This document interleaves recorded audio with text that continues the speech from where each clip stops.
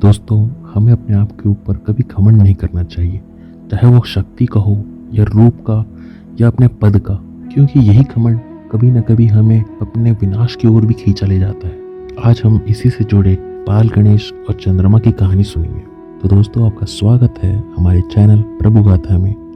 आप कृपया उसे सब्सक्राइब कर दीजिए और वो बेल का आइकन भी दबाना ना भूलें, ताकि आप हमारी आगे आने वाली वीडियो देख सकें। आप लोगों के सब्सक्राइब करने से हमें प्रोत्साहन मिलता रहता है दोस्तों, और आप लोगों को मिलता रहेगा भगवान का आशीर्वाद और हम लोगों का प्यार।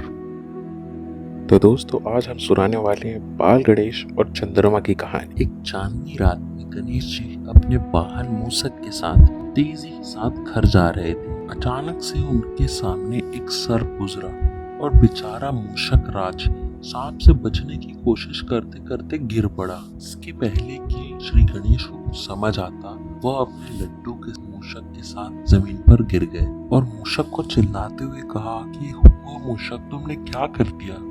और कहा कि मैं तो गिर पड़ा और मेरे साथ साथ तुमने मेरे लड्डू भी गिरा दिए। मूषक ने कहा, मुझे माफ कर दीजिए प्रभु, मैं सांप से बचने की कोशिश कर रहा था। जब ये घटना हुई तो वहाँ ऊपर से चंद्रमा उसे सब देख रहा था और ऊपर देखने की वजह से उसे ये सब देखकर हंसी आई और वह गणेश जी का मजाक उड़ाने लग गया और जोर जोर से हंसने लग गया। बाल गणेश को ये देखकर बहुत गुस्सा आ गया और उसने चंद्रमा से पूछा, तुम हंस क्यों रहे हो? तो चंद्रमा ने कहा, इतने मोटे बाल गणेश और उनके छोटे छोटे लड्डुओं को गिरते देखकर उसे बहुत मजा आया। बाल गणेश की चेतावनी देने के बाद भी चंद्रमा रुका नहीं और हंसता ही गया।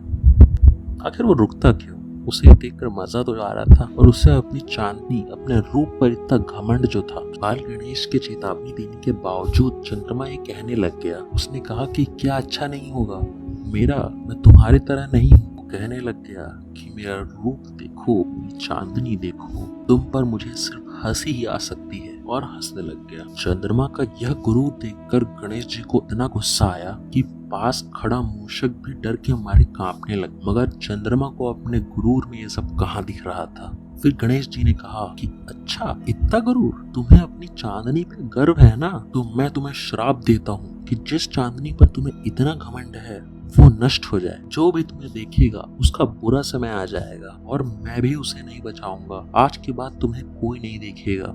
जैसे ही गणेश जी ने कहा, खूबसूरत चंद्रमा का रंग बदल गया, कोयले जैसा हो गया। उसी ओर रात भी बिल्कुल काली हो गई। चंद्रमा तुरंत नीचे आ गया और प्रभु से कहने लगा कि हे प्रभु, ये क्या हो गया? मेरी चांदनी मुझे वापस लौटा दीजिए। प्रभु ने कहा, अब ऐसे ही अंधेरे में जियो और एकांत में जाओ। चंद्रमा ने बाल गणेश से कहा, प्रभु, मुझे अपनी गलती का एहसास हो गया है, मुझे एक मौका दे दीजिए। चंद्रमा के लाख मनाने के पर भी गणेश जी नहीं मान रहे। उसी ओर मूषक ने भी गणेश जी से कहा कि प्रभु मान जाइए, उसे माफ कर दीजिए, कि मुझसे भी तो गलती हुई थी, मुझे भी आपने माफ कर दिया था। और कहा कि सोचिए, बिना चांदनी के रात में लोगों का क्या होगा। फिर गणेश जी ने कहा कि ठीक है मूषक, तुम कहते हो कि तो मैं चंद्रमा को माफ कर देता हूँ, मगर मैं इसका श्राप पूरी तरीके से नहीं हटा सकता।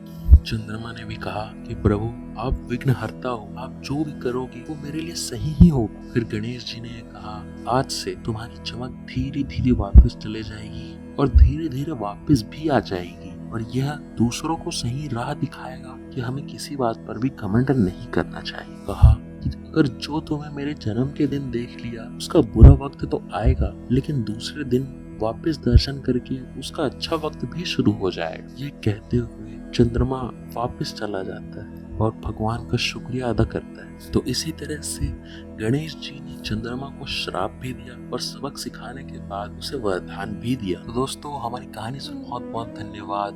चैनल को सब्सक्राइब करना ना भूलें और शेयर जरूर करें। दूसरों को भी, अपने दोस्तों को भी, अपने परिवार वालों को, सबको दिखाना ना भूलें।